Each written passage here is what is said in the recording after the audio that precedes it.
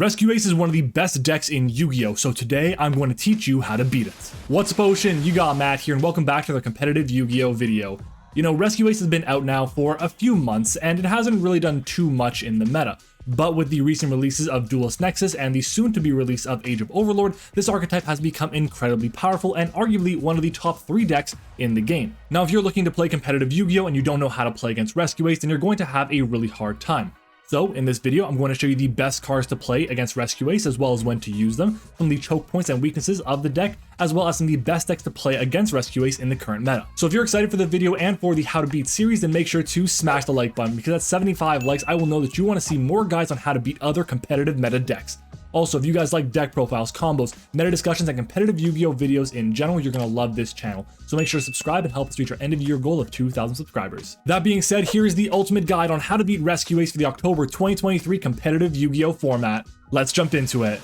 So the first thing we have to talk about is what does the Rescue Ace game plan look like? But before we do that, we have to go over what the deck actually looks like itself. So this is what a standard Rescue Ace deck looks like after Age of Overlord. You guys see we have our 3 copies of Rescue Ace Hydrant, which is the heart and soul of the deck, as well as our Rescue Ace Turbulence, which is going to get us the most amount of our interruption on our opponent's turn in the form of Rescue, Alert, Contain, and Extinguish, the 4 main cards you want to set off of its effect.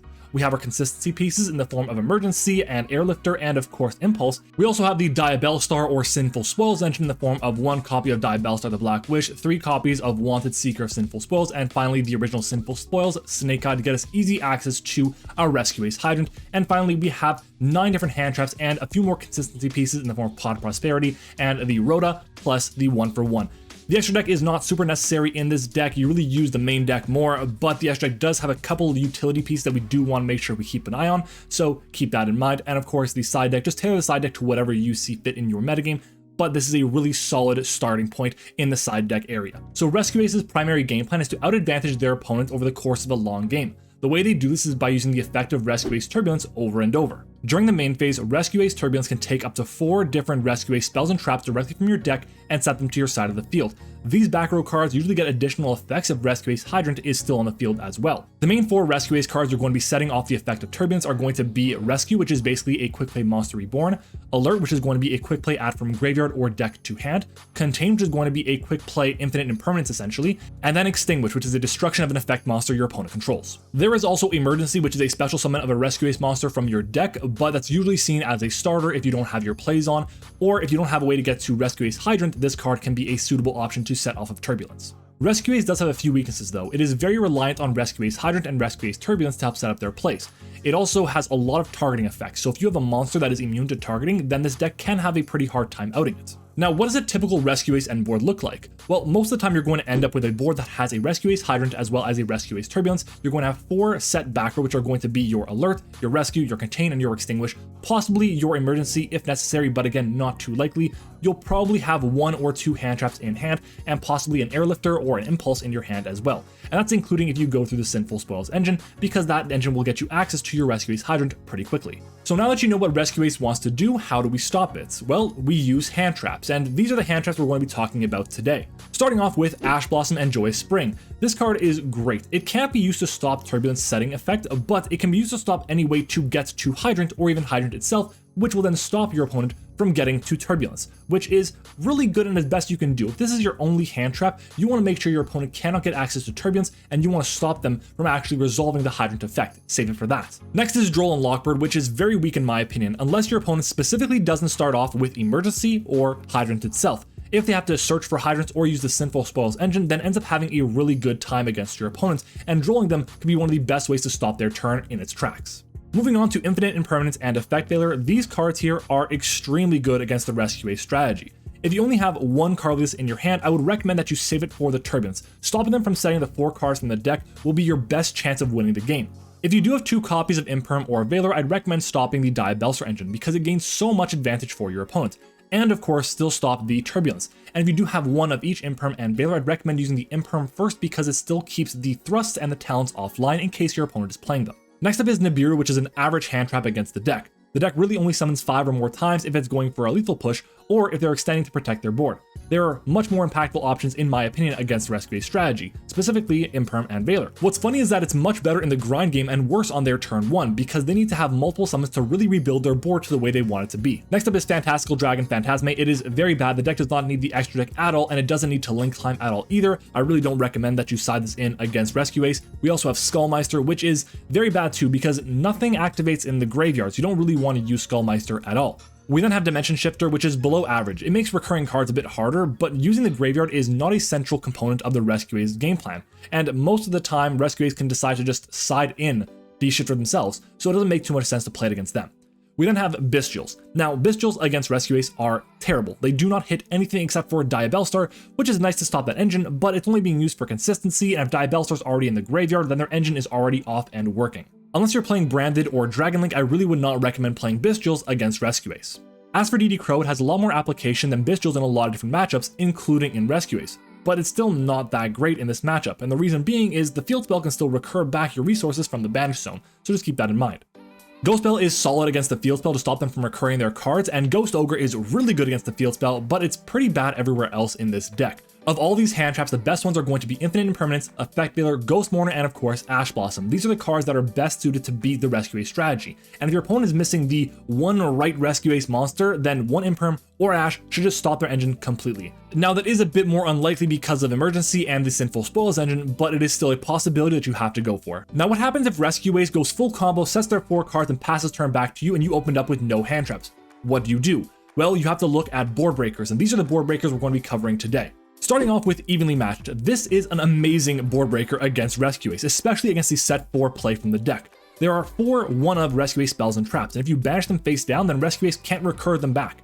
The spells can be chained though, so they go to the graveyard and not banish zone, but the traps need to target your effect monster, which you won't have on the field, and they can only be activated while your opponent controls a Rescue Ace monster. Now the best case for the Rescue Ace player is that they can keep one of their 2 trap cards, but the other one is going to be gone from the game basically forever, which makes it really hard to compete long term. Next up is going to be Dark Ruler No More, which is a useless board breaker against the Rescue Ace strategy because they can just summon new monsters after you use the Dark Ruler No More, and all their interruption is mostly from their back row. As for Kaijus, they're solid. They can help you get rid of the Hydrant, which is really nice because you turn off the bonus effects of the spells and traps. And of course you keep your normal summon. But Lava Golem is also really good. Most of the time there will be 2 monsters they control, so it's usually live. But the format is pretty normal summon reliant right now, so unless your deck can play it, I don't really recommend playing Lava Golem right now. But what about Sphere Mode? Honestly, just stick to Lava Golem or a Kaiju. Most of the time they're going to end on 2 monsters, not 3 or more. Moving on to Change of Hearts, you can't target the Hydrant if they have another Rescue Ace card, but it does help annoying interruptions like Preventer, so keep that in mind. Triple Tactic Talents is fine against the deck, but honestly, in my opinion, drawing 2 with Talents is the best against this matchup because you really want to keep digging for your better non-engine against the deck. Think of cards like Evenly Matched or other cards we're going to talk about shortly. Kashtira Fenrir always forces something, either a trap card or a Book of Moon effect from Preventer. It can't do much against the back row, but if they do run out of Hydrants, then the game becomes much harder for them to win. Now for some board wipes like Raigeki, Dark Hole, Lightning Storm, and Harpy's Feather Duster. Honestly, blowing up the front row, the monsters, is nice, but it's not the most important thing. You should be focused on destroying the back row because that has a lot more utility in most matchups. Of these 4 cards, the 2 best in the Rescue Ace matchup are going to be Lightning Storm and Harpy's Feather Duster because they actually destroy the back row. Speaking of back row hate, we have Cosmic Cyclone, which is really good as back row removal, but it's also better than Twin Twister because it doesn't put the cards in the graveyard. Your opponent can just summon out their big Rescue Ace monsters by banishing the Rescue Ace spells and traps in their graveyard because they're always treated as Rescue Ace cards. Now for some other good cards against Rescue Ace. The first one I want to talk about is going to be Zeus. Zeus is a fantastic card against this deck, especially if you can get off 2 activations of it. If you decide to go activate Zeus, your opponent chains the negate and you chain it again, you can blow up their entire board, which is going to be extremely good. There's also going to be Summon Limit. Now Summon Limit is a fantastic card against this deck going first, assuming they are starting off with the Diabellstar engine, the Sinful Spoils engine. If your opponent starts off with the Sinful Spoils engine, they summon out their Diabellstar, that's 1, and then their Hydrant, that's 2, and then you activate Summon Limit, well, they can't get out their Turbulence, which means they can't set 4 cards from their deck, stopping their game plan right in its tracks. Now for some choke points or weaknesses of the deck. Well, you really want to make sure that you are stopping the effect of Turbulence from resolving. If they're able to set 4 cards from their deck, it's going to be very hard for you to come back from that. Stopping Turbulence should be your #1 goal in the Rescue Ace matchup. We then have Rescue Ace Hydrant. The reason why we want to stop Rescue Ace Hydrant is because it is their way to get to Turbulence. If they have no other way to do that, then this here is going to be an amazing way to stop the deck in its tracks. Another weakness of Rescue Ace is going to be big monsters that can't be targeted. Honestly, anything over 3000 attack should do the trick. The reason why is that everything that Rescue Ace has to interrupt you targets. So if they can't do that, then you can win the game pretty easily. The problem is their deck does have a few giant monsters. Rescue Ace Turbulence is actually 3000 attack, so you want to make sure it's something bigger than that. And the final choke point for now is going to be Rescue Ace HQ, the field spell. And the reason why is this is their way to recur their resources from their graveyard and bannerstone back into the deck to reactivate their Turbulence once again. So if you can get rid of this as well, then you're going to be in a great position. Now, what decks have a good matchup against Rescue Ace? Well, there aren't too many. It is one of the best decks of the format after all.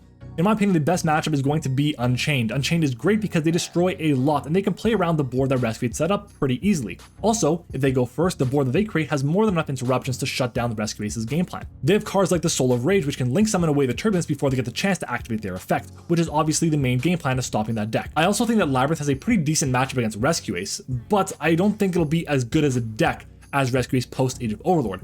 But it'll still be very close. This is because they can create interruptions against the Rescue Ace player before they can start setting their back row.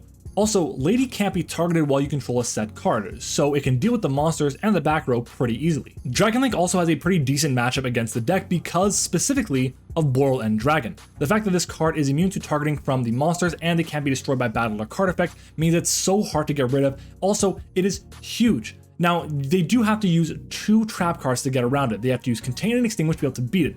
But if you compare Boral End Dragon with 1 Omni Negate, then you should be pretty fine with dealing with the Rescue Ace engine. The deck can have a bit of a hard time because it plays such a heavy Bestial count in the main deck, and Bestials, as we established, suck against Rescue Ace, so depending on what the hand looks like, it can be a tough time. Now, there is a deck that I think will have a really hard time with Rescue Ace, and that's going to be Fluandereeze. And the reason why is because Rescue Ace uses their spells and traps for removal and interruption, not their monsters, which Fluandereeze kind of relies upon. I don't think the matchup is going to be impossible, but it will be very tough for a Fluandereeze player against Rescue Ace. And that is it. If you guys enjoyed this video or you learned something new, then make sure to leave a like on the video. If this video hits 75 likes, I'll make sure to bring you even more how to beat guides in the future. Don't forget to comment which other decks you want to see a how to beat guide for down in the comments below.